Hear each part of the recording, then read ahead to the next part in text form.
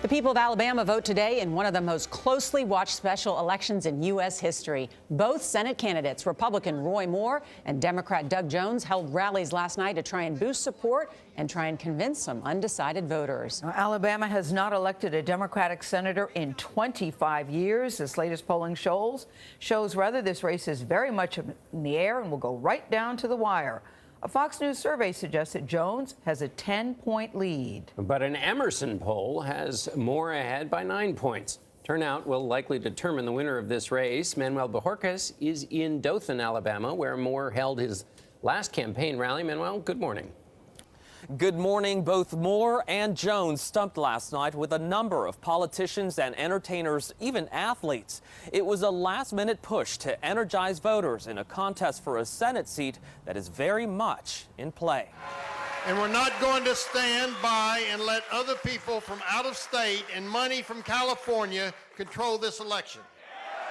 On the eve of Tuesday's election, Roy Moore painted himself as the victim of outside special interests and rejected multiple allegations of sexual misconduct.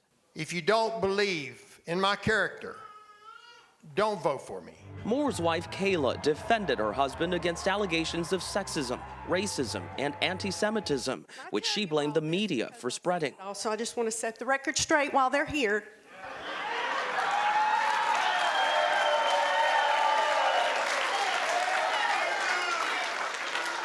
One of our attorneys is a Jew. Former White House chief strategist Steve Bannon said the race is a referendum on President Trump. This is a national election. But he also took a shot at Ivanka Trump, who recently criticized Moore, saying there's a special place in hell for people who prey on children. There's a special place in hell for Republicans who should know better. Meanwhile, in Birmingham, Moore's Democratic rival, Doug Jones, urged his supporters to get to the polls. It's just time, folks, that we say no more. And former NBA star and Alabama native Charles Barkley said Moore's politics are holding the state back. Listen, I love Alabama, but at some point we got to draw a line in the sand. So we're not a bunch of damn idiots.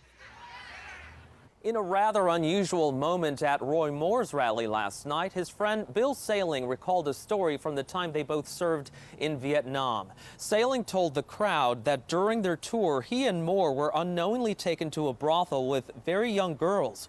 He claimed when Moore realized it was a brothel, he immediately had them both leave. The polls here close tonight at 7.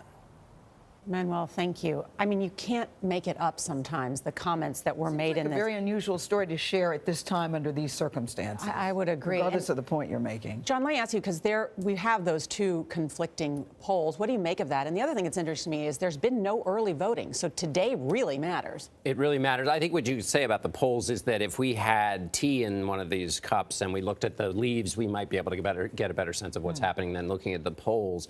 Polls in a special election are hard because you don't know what kind of electorate is going to turn out. Alabama is not a state that has a lot of polling like, say, New Hampshire or Iowa in presidential contests.